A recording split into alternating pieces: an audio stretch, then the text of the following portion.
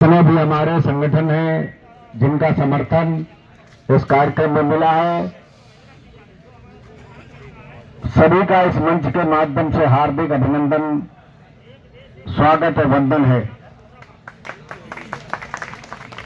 साथियों, संविदा की जब शुरुआत हुई थी, हमारे उत्तर प्रदेश के बहुत साथी यहां हमारे साथ के मौजूद हैं, जिनके साथ में 98 से संविदा की शुरुआत हुई थी। पहले चालक पद पर भर्ती हुआ करती थी केवल, और वो भी समिति के माध्यम से। एक सोसाइटी थी मीनाक्षी करके, उसके अंतर्गत पहली भर्ती शुरू हुई थी लखनऊ से। फिर धीरे धीरे और एजेंसियां आई। 2005 के बाद में संघर्ष शुरू हुआ और 7 में जाकर सफलता मिली कि वो एजेंसियों को समाप्त किया गया। उसमें संविदा के साथियों ने जबरदस्त तरीके से लड़ाई लड़ी और परिवहन निगम के सभी साथियों का सहयोग रहा कि वो सभी को विभागीय संविदा घोषित किया गया और उसके बाद में एजेंसी की व्यवस्था को खत्म किया गया। लेकिन ये इसलिए हुआ क्योंकि आप लोगों ने संघर्ष किया था, आपने अपनी बात को रखा था और उतरकर सड़क पर अपनी मांग के लिए आए थे मैदान में, तभी ये बात आपको हासिल हुई थी।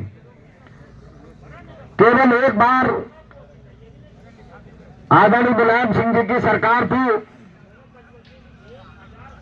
श्री नरेश अग्रवाल जी परिवहन मंत्री हुआ करते थे। उस वक्त केवल नियमित भर्ती के लिए जगह आई थी और उन्होंने मुलायम सिंह जी ने इस जगह को निकाला था। परिवहन निगम में 3000 चालक और 3000 परिचालक के पद पर भर्ती केवल उस वक्त आई थी। ये 2005 की बात है। इसके बाद से आज तक 19 से साल हो चुके हैं, कभी भी संविदा में भर्ती की कोई जगह नहीं आई। भर्ती के वक्त भी संविदा कर्मचारी थे, तमाम ओवर एज हो चुके थे, जो अपनी एज जो 40 साल की एज थी वो पार कर चुके थे। लेकिन जब भर्ती की बात आई तो श्री संजय अग्रवाल जी उस समय एमडी हुआ करते थे, उनके सामने हम लोगों ने अपनी बात को रखा और उनके जाके मिले। संविदा का प्रतिनिधि मंडल था, हम लोग जाके उनसे मिले, उनसे हमने कहा तो उन्होंने कहा आप लोग परेशान न हो, हम प्राथमिकता के आधार पर आप लोगों को ही भर्ती करेंगे, जब जगह आएगी हम आपको ही भर्ती करेंगे, आप लोग परेशान हो। और मैं उस समय के तत्कालीन प्रबंध निदेशक को धन्यवाद दूंगा कि लगभग 75 से 80% संविदा का जो चालक था, क्योंकि परिचालकों की व्यवस्था थी, उसमें स्टे हो गया था, कोर्ट का कोई मामला था, तो 75% चालक कम से कम संविदा का उस वक्त नियमित हो गया था। लेकिन उसके बाद से कोई भर्ती नहीं आई। तमाम सरकारों ने संविदा कर्मचारी को आश्वासन देते रहे, सरकारें, उन्होंने अपनी बात को रखा, आंदोलन होते रहे। इसके साथ में जो अन्य संगठन है वो भी आंदोलन की बात करते रहे, लेकिन किसी ने संविदा के कर्मचारी की समस्या का हल कराने का, सम्मानजनक हल निकालने का प्रयास नहीं किया। छोटी छोटी चीजें मिलती रही, मानदेय बढ़ा दिया गया, कहीं कुछ कर दिया गया, कहीं फिक्स वेतनमान कर दिया गया।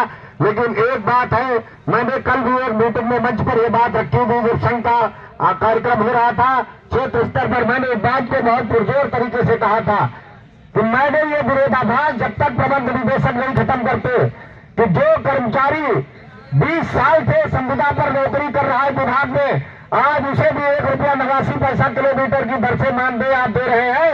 और जो आउटसोर्स के माध्यम से कल लड़का भर्ती हो गया है 2 महीने पहले की नौकरी, केवल 1-1.5 महीने की नौकरी है, उसे भी ₹1.89 का मानदेय दिया जा रहा है। ये बहुत बड़ा विरोधाभास है, इसे सबसे पहले समाप्त करने की आवश्यकता है। इसको समाप्त करने की आवश्यकता है। आप एक बार बता दीजिए, कोई भी नियमित कर्मचारी है जो 1900 के 2400 के ग्रेड पे पर भर्ती होता है, उसे 24-25 हजार वेतन मिलता है। 20 साल की नौकरी के बाद उसका वेतन 50 हजार के ऊपर है। इस समय 50 हजार रुपए के ऊपर 53 हजार रुपया पाता है।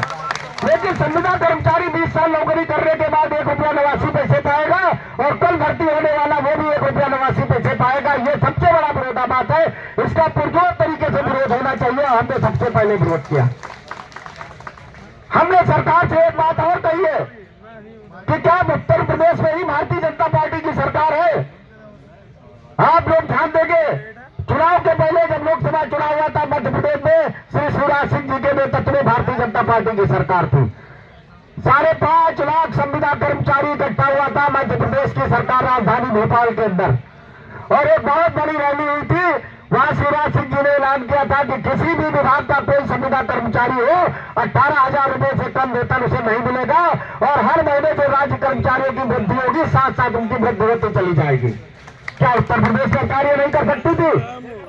बगल में हरियाणा स्टेट है, संविदा कर्मचारियों के लिए उन्होंने नीति बनाई, जो पुराने संविदा कर्मचारी के उन्हें नियमित करने का काम किया, वह भी भारतीय जनता पार्टी की सरकार है। उत्तराखंड में भारतीय जनता पार्टी की सरकार है, संविदा कर्मचारी वहां नियमित कर दिए गए हैं और वो नए कर्मचारी भर्ती हो गए हैं, उन्हें भी 24,000 से कम वेतनमान पर उनको नहीं दिया जा रहा है। आप हरियाणा चले जाइए, राजस्थान में जितने संविदा कर्मचारी थे वहां की राजस्थान की भारतीय जनता पार्टी सरकार ने उन्हें नियमित करने का काम किया, वहां भी तो भारतीय जनता पार्टी की सरकार थी। सबसे बड़ा उदाहरण पूरे देश के अंदर उड़ीसा राज्य का है, जहां श्री नवीन पटनायक जी की सरकार थी, आज वहां भारतीय जनता पार्टी की सरकार है। 87,000 संविदा कर्मचारी विभिन्न विभागों में काम करता था और सारे विभागों को नियमित करने का काम वहां की नवीन पटनायक सरकार ने किया था कि आज की तारीख से सारे संविदा कर्मचारी नियमित किए जाते हैं और इसके बाद उड़ीसा राज्य में कोई भी संविदा पर भर्ती नहीं होती। क्या उत्तर प्रदेश में सरकार अलग है? यहां भी तो भारतीय जनता पार्टी की सरकार है।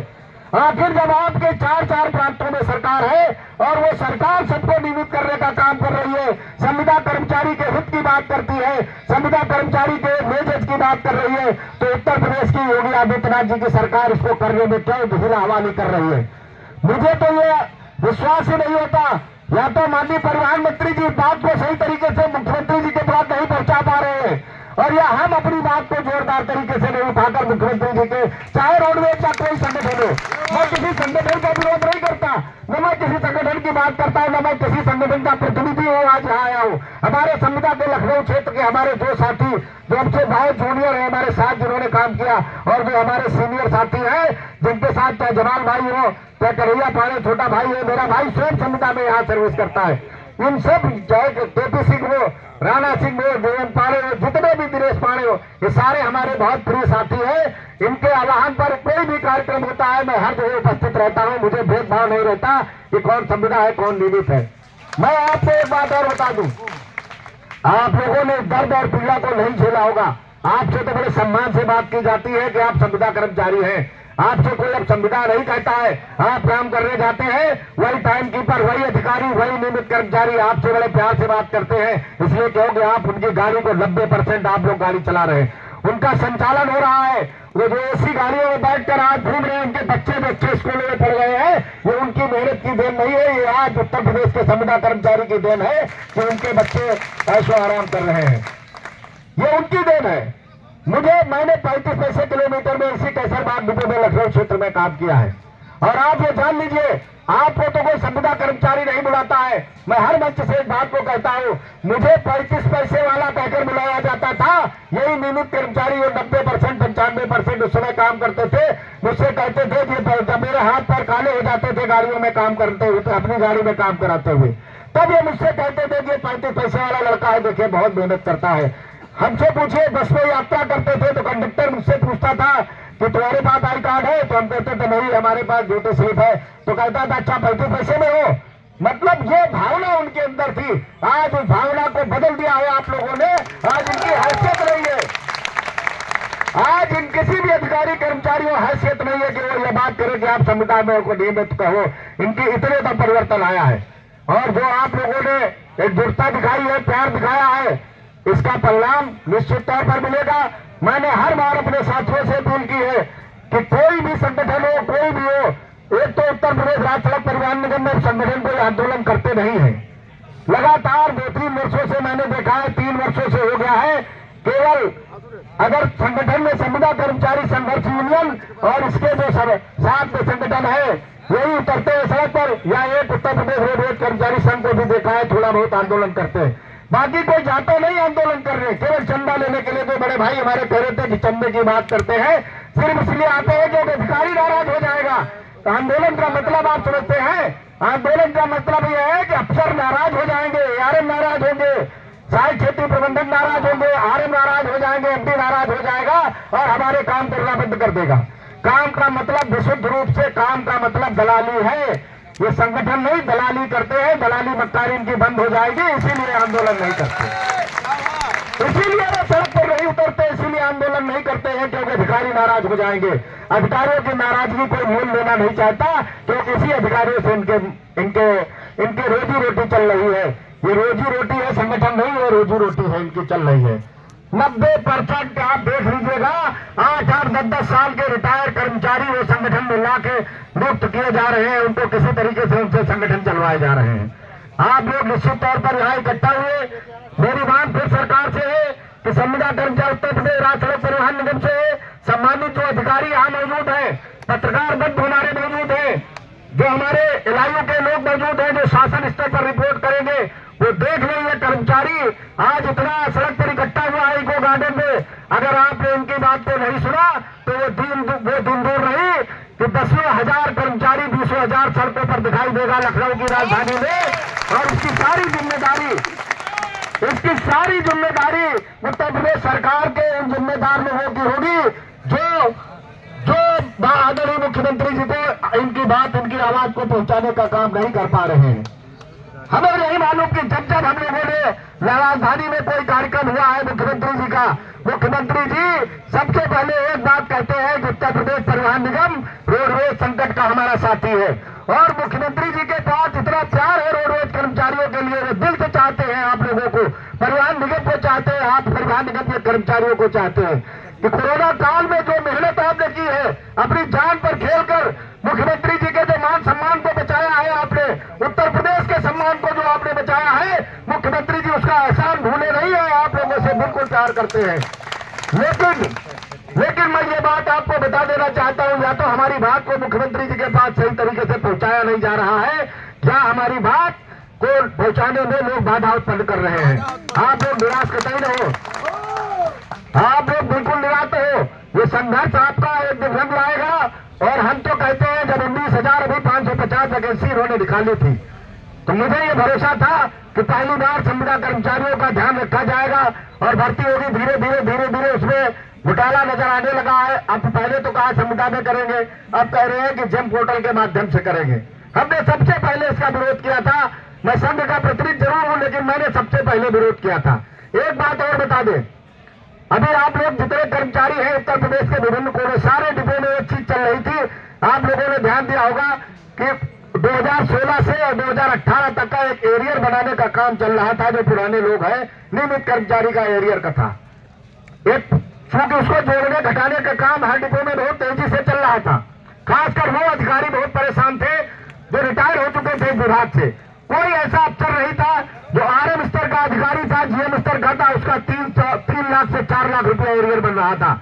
जो सहायक खेती प्रबंधक स्तर के अधिकारी थे, उनका 2 से 3 लाख रुपया एरियर था। और वो इंचार्ज स्तर के अधिकारी थे, उनका 1 से 2 लाख रुपया का एरियर था, बाकी 1 लाख रुपए का। लगभग 350 करोड़ रुपए की व्यवस्था इन लोगों ने अपने खाते में कर ली थी। मैंने पहली मीटिंग में इनका विरोध किया।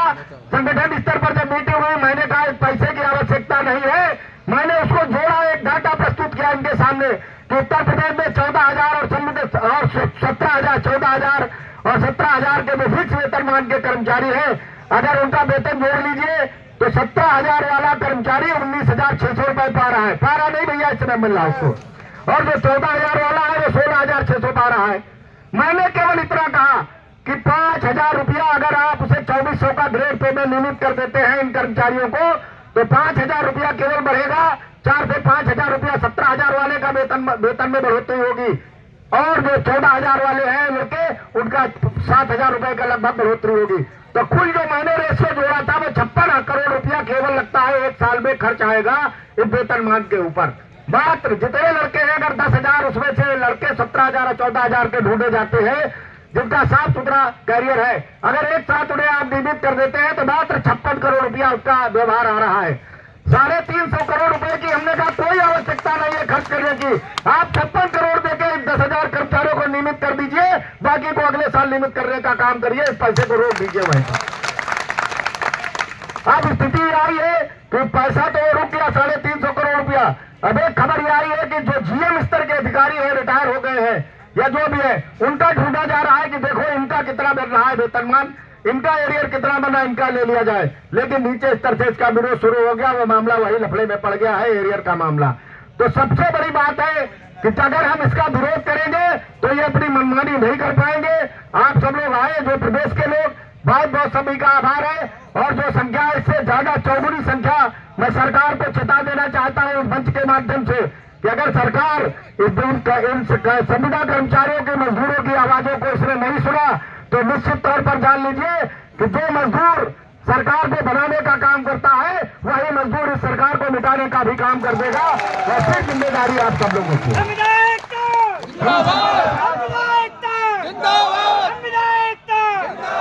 इन्हीं शब्दों के साथ मैं अपनी वाणी को विराम देता हूं। बहुत लोग बोलने वाले हैं। मैं आप सब लोगों का बहुत बहुत आभार प्रकट करता हूं लखनऊ की इस पावन धरा पर कि जो बाहर से हमारे बहादुर साथी आए हैं, अपना हौसला न खोए, विश्वास में रखे। हमने बहुत दिन इस परेशानी को झेला है। आप परेशान हो, सफलता आप लोग एकजुटता बनाए रहे, सफलता निश्चित रूप से आपके कदम को चूमेगी और ये अधिकारी मजबूर होकर आपकी बात को सुनने को मजबूर हो जाएंगे। इन्हीं शब्दों के साथ मैं अपनी वाणी को विराम देता हूँ। जय परिवहन निगम, जय संविदा कर्मचारी, जय हिंद। बहुत बहुत धन्यवाद आदरणीय। अब मैं इसी कड़ी में अमित शर्मा जी अवध को लखनऊ से बुलाना चाहूंगा कि वो भी अपने विचार रखें। जो लोग भी इधर उधर घूम रहे हैं, आपसे निवेदन है कि यहाँ बैठेंगे तो संख्या मालूम होगी। 40,000 में 2,000 आदमी नहीं है। यही है संविदा एकता जिंदाबाद जिंदाबाद।